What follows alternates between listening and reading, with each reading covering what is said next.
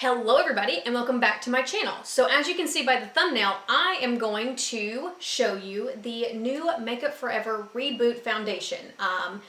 And yeah, this is the look that I ended up coming up with, and I love the way my skin looks and I love the way this foundation, and I will show you the concealer as well. I love the way it performs on my skin and I wanted to share with you that love. So anyway, if you want to see more about this foundation and an in-depth review slash talk through, then let's get started. All right guys, so I have my eyes done and I wanted to read off some of the details on this foundation. So it is a satin finish, so it's not going to be too dewy and it's not going to be super matte. It's going to be right in the middle. It is for normal to dry skin, so keep that in mind when shopping. Something that I found interesting is that when looking at some of the videos that people have done, it is a skincare foundation. So that's good, especially with my very much acne prone skin right now. So I'll just read off this little tidbit from the Sephora website about it. This foundation is ideal for normal to dry skin types and nurtures tired looking skin over time by reducing the appearance of wrinkles and increasing hydration for up to 24 hours.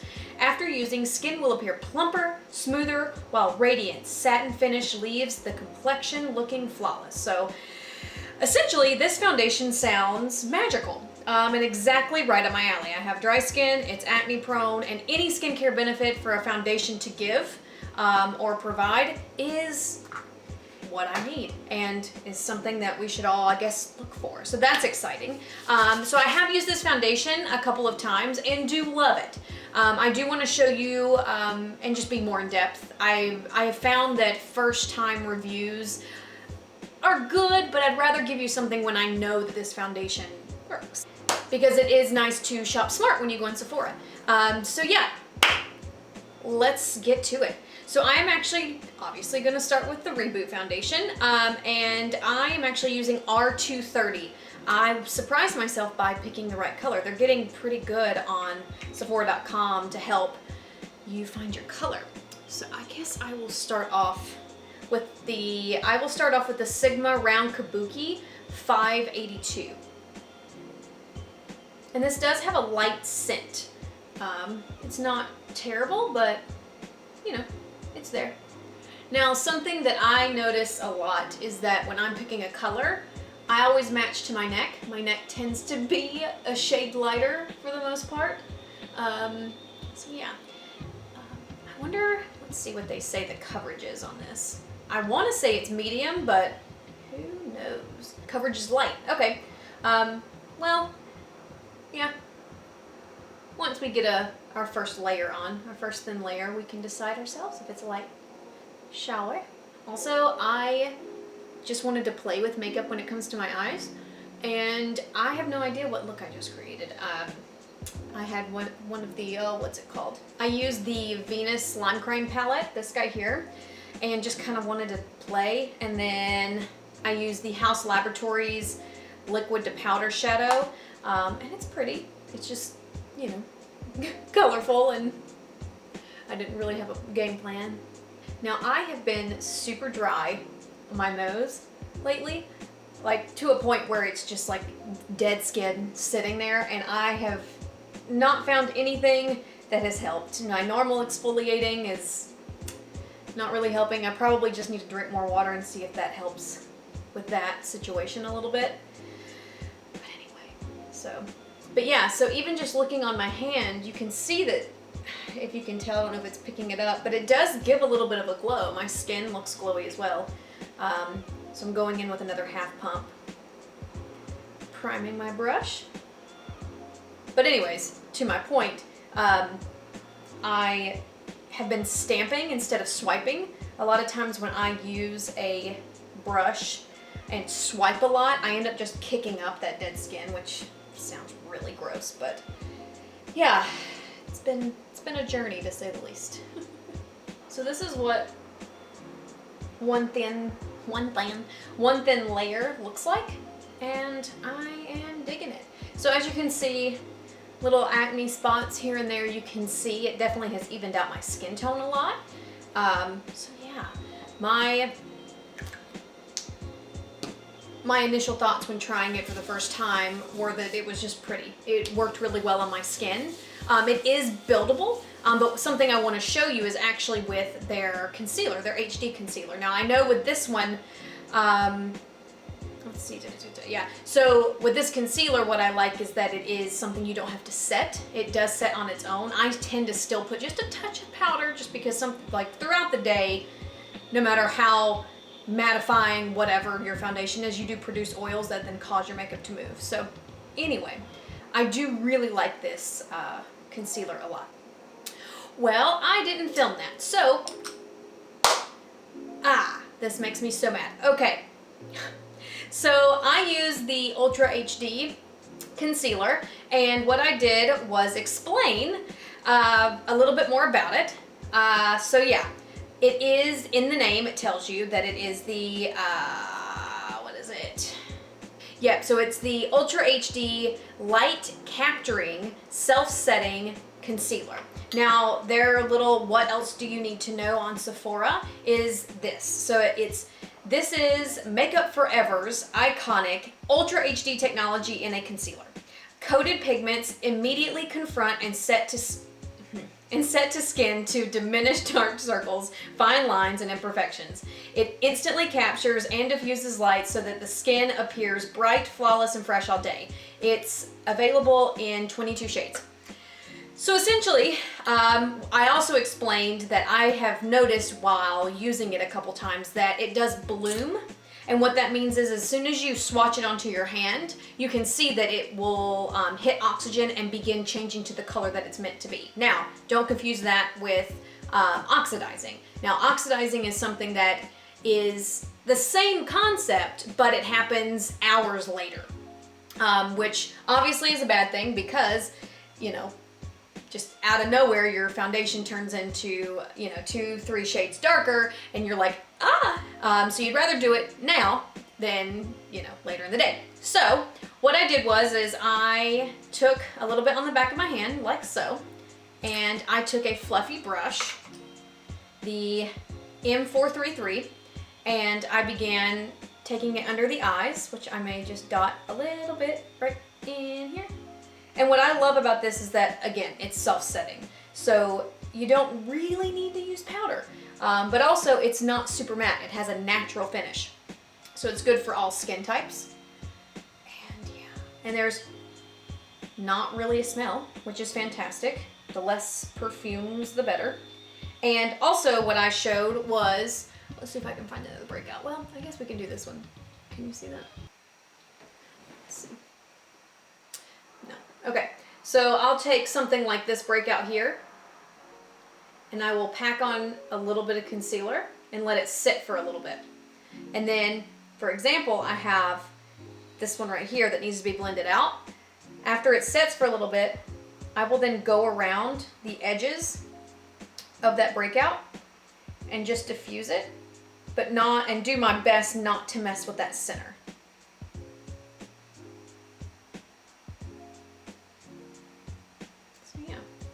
So just to adjust that one.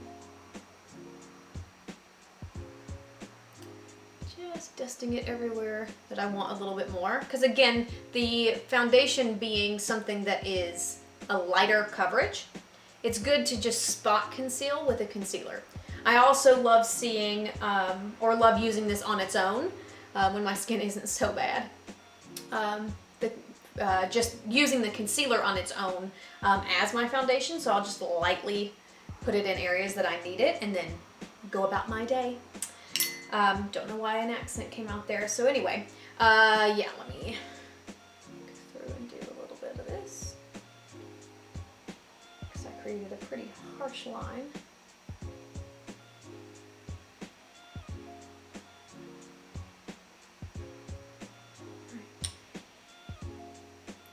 And then I'm going to take this little guy here, which is a Morphe sponge, and it's already damp, and I'm just gonna go in, just make sure I haven't extremely over applied. Now that we've been in quarantine, everybody has taken to social media to pass the time, and I've absolutely loved being able to see other makeup artists' techniques, specifically Katie Hughes. I love how she does makeup. Oh. So yeah, and that's what she looks like. Let's go ahead and add a little powder just so we can kind of see how it looks. I'm gonna take my Charlotte Airbrush powder in number 1, and I'm gonna take the Jaclyn Hill brush in J01, a little guy like this, and I'm just gonna grab a little bit and stamp it under just to give me a little something something. It does react, all of this reacts really well to powders, baking, light setting, all of that. It's really good. You see, I love how it's reflecting here. It looks like skin. Yes, yes, yes. I've been going outside and getting sun just on my like chest and shoulders, which is funny. Ugh. So anyway, let's match my shoulders by adding some bronzer. Okay. What do we want to put on? So next I'm going into Huda Beauty Tantour in Fair. And I'm going to warm my face up with this guy. So I'm using my, again, there's no number or anything, but my dual-ended face highlighty situation from Hourglass. And I'm gonna begin, I'm gonna stamp in a little bit. And yeah, I just wanna lightly, since this eye is so crazy, I just wanna do this to warm up, or give myself a little bit of contour. Also, while we're doing this, might as well answer some questions from Instagram. This is kind of spillover from my last video, because I had people submit like the next day, which is not bad. It's great, because now I can do it now. Yeah, so let's see. What is one realistic and unrealistic career would choose if you weren't? Oh, okay. One unrealistic thing that I would want to do? If I wasn't a makeup artist slash wig person, so let's do realistic. So I would probably, if I could just switch and just be at the top and not have to go through all of the craziness, I would definitely do musical theater-esque, or if money wasn't a thing, I would definitely go back into musical theater. And then unrealistic would be, I don't know, we just watched Wolf of Wall Street. I think it would be fun to experience that world of things. So I guess be a broker of some kind, just to know that side of things. Very unrealistic, because I'm not someone who, I mean, I was always good at math, but just not somebody who would ever want to go that route. What weird, unique items do you always throw in your bag, purse when out and about? Weird? I mean, way back in the day, I probably honestly would still do it if I ate out more, but I used to always have Texas Pete in my bag. I would hate going to breakfast places. This was before I went vegan. I would absolutely hate going and having eggs and then not have Texas Pete, because that's how I would eat my eggs, is have hot sauce with it, and specifically that hot sauce. And it made no sense to me, because especially at school, I was still in the same state I grew up, and they didn't have it at this restaurant. So I was like, what in the world? Didn't make any sense.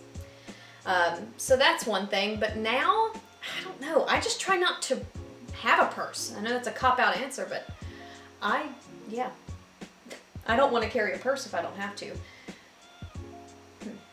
Yeah. Okay, I could do this all day. I'm going to take just a little bit on the other end, that cream bronzer, and just give my nose a little sweep. Yeah, my chest is so much tanner than the rest of my body. Ah, good. I was out for like maybe an hour and got completely sunburnt. Just tells you how fair I am. Or the lack of sun I get. I don't know. And I'm in California. It makes no sense. I'm going to pop into my very, very destroyed Hourglass palette from last year.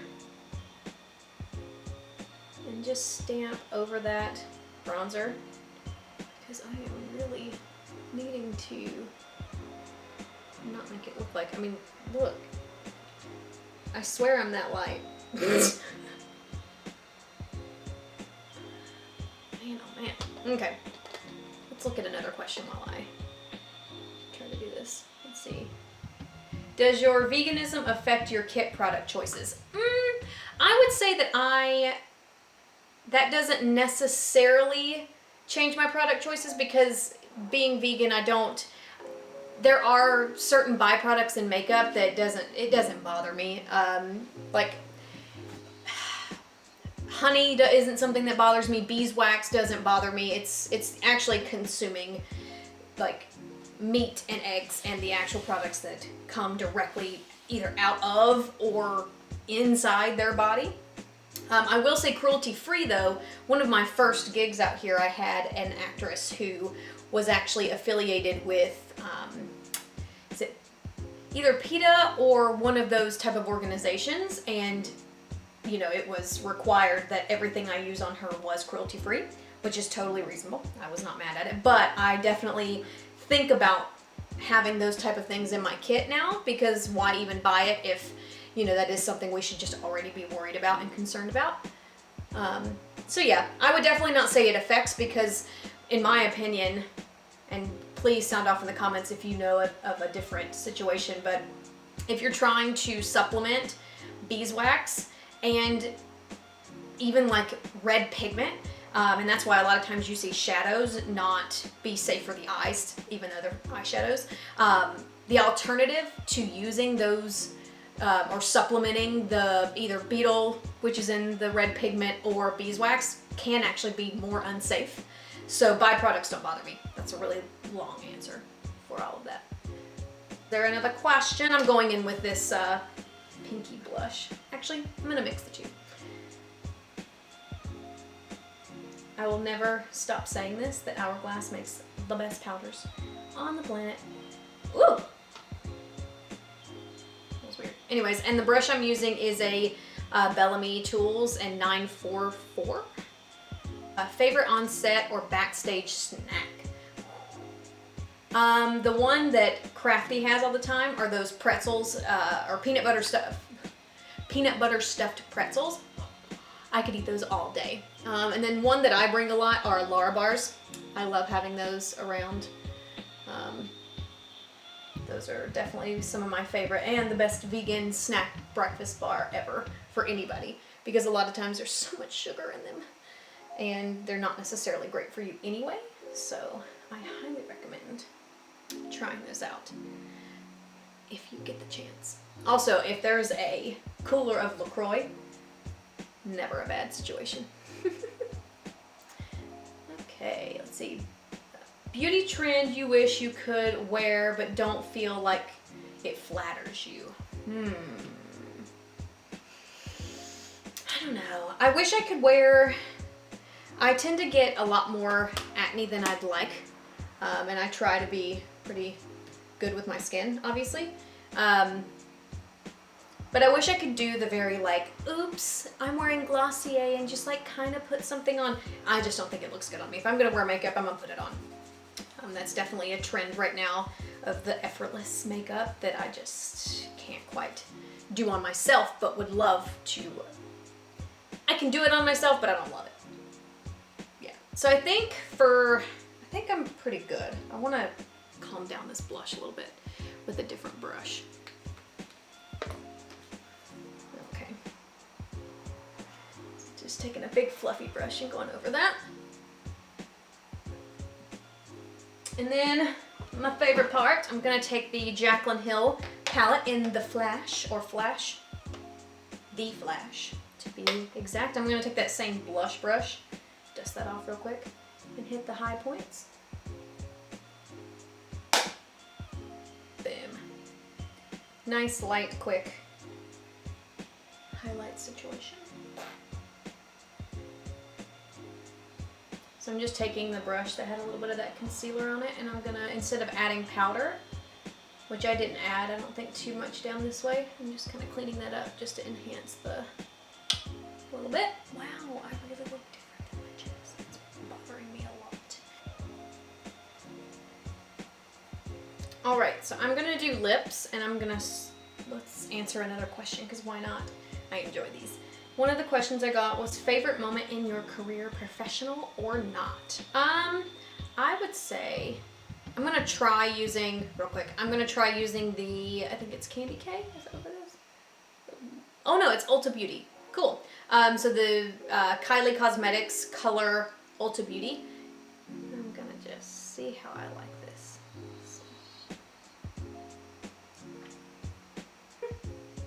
Let's go with it. These smell like cake. Cool. I'll probably add a gloss, but what I want to do is take the Morphe M515 and just go over and kind of fuzz out the line a little bit. So I'm gonna pop on the Bite Beauty gloss in Pink Pearl.